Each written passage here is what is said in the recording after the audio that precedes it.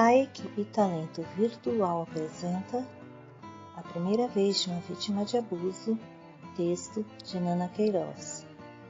Gostaria muito que todos prestassem atenção nesse texto, pois é um relato, ao meu ver, forte, comovente e que as 5 mulheres lindas que fizeram a narração desse texto estão aí representando milhares ou talvez milhões de mulheres que passam por isso ou já passaram por isso.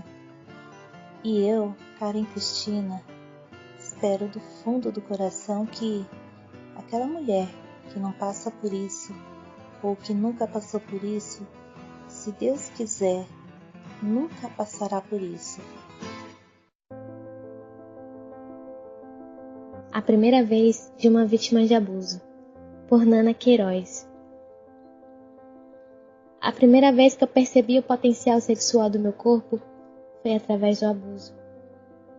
Eu era bem pequena, não lembro ao certo a idade. Era daquela época em que as lembranças chegam claras, mas meio sem marca temporal.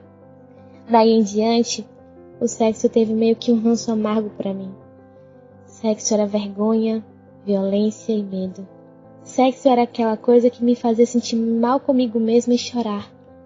Eu não contei ao meu namorado que tinha passado por isso quando decidi transar pela primeira vez. Em parte por vergonha e em outra porque ainda achava um pouco que a culpa tinha sido minha. Tinha quase 20 anos e demorei a beça se comparada às garotas da minha geração. E tive sorte. O Vini, meu amor de olhos cor da faculdade, teve muita paciência comigo. Tentamos 1000 vezes antes de conseguir pra valer. Eu queria muito. Tinha desejos e uma convicção racional. Mas meu corpo não respondia. Minha vagina se contraía involuntariamente e minha lubrificação simplesmente não existia. Toda vez que eu chorava, para! Ele parava tudo, onde estivesse, imediatamente.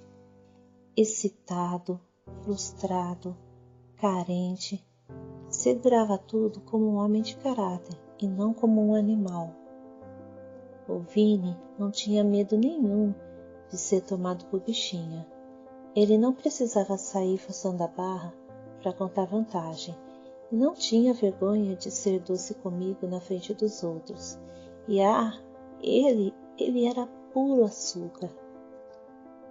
Eu, naturalmente, não esperava nada menos dele. Mas tem homem por aí, 42%, me diz a pesquisa do Fórum Brasileiro de Segurança Pública e do Datafolha, e daria menos. Nos braços do Vini, eu descobri que o sexo podia ser gozo, podia ser amor, podia ser troca e afeto, podia ser descoberta de mim e dele. Hoje eu sou casada e gosto de sexo.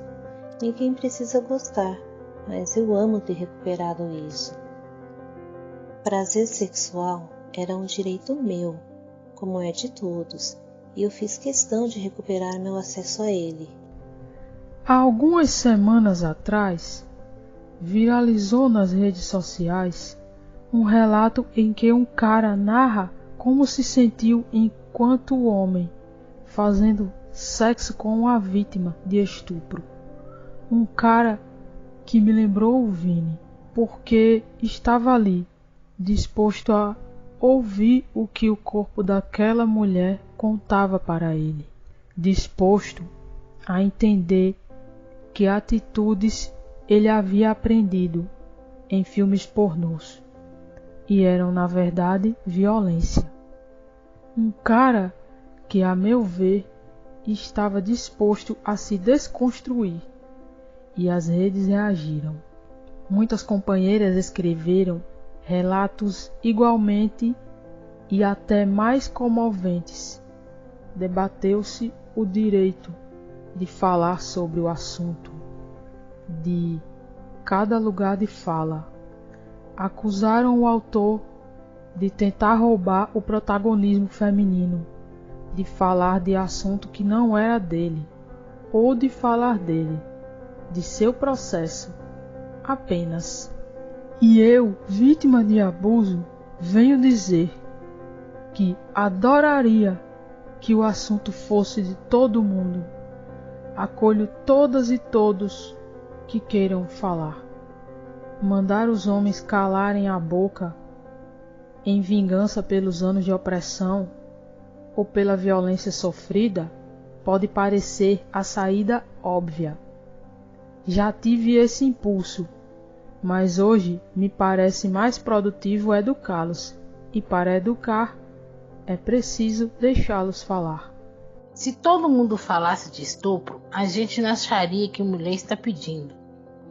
Se todo mundo falasse de estupro, 1/3 das brasileiras e dos brasileiros não pensaria que as mulheres são culpadas pelo abuso. Se todo mundo falasse de estupro, talvez eu teria coragem de contar ao Vini. Por que aquele processo todo era tão difícil para mim? Teria me feito bem, mas o Vini não soube, e mesmo assim ouviu cada recado do meu corpo. Cada passo dessa descoberta foi importante, não porque eu fui curada pelo pênis, como tem dito alguns textos de internet por aí, mas porque eu fui curada pela humanidade do Vini, pelo caráter, pela capacidade que ele tinha de me olhar nos olhos e me ver e me fazer sentir como o ser humano que eu sou. Alguém igual a ele, alguém que tem querer, vontades, desejos, aquilo que o primeiro cara que me tocou roubou de mim. O Vini sim me devolveu. Poderia ter sido uma mina, um cara, uma pessoa não binária ou trans. Não era o gênero do parceiro que estava em jogo. Eu acredito que o papel do feminismo é, às vezes, lembrar que gênero importa, às vezes, lembrar que não. E que a grande sabedoria está em entender quando é a hora de cada coisa. A redescoberta do sexo por uma vítima de estupro ou abuso sexual se dá através da redescoberta da dignidade no sexo. E por isso, muitas pessoas precisam sim do outro, da outra ou de alguém. O sexo, afinal, é uma experiência no mínimo a 2. Entendo mulheres que precisam se empoderar sozinhas. Mas este não é o único caminho, e o meu caminho também precisa ser respeitado.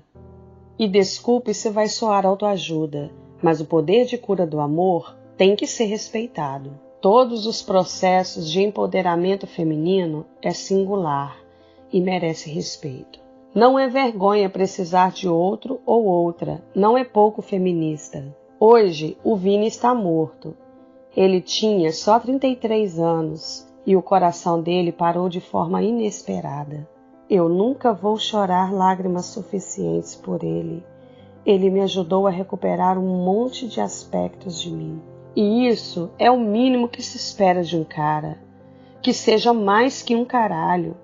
Infelizmente, é coisa pra caralho. Sim, eu, Naná, vítima de abuso sexual antes dos 10 anos, quero que mais homens façam parte dessa conversa. E desejo que mais homens sejam Vinis para alguém.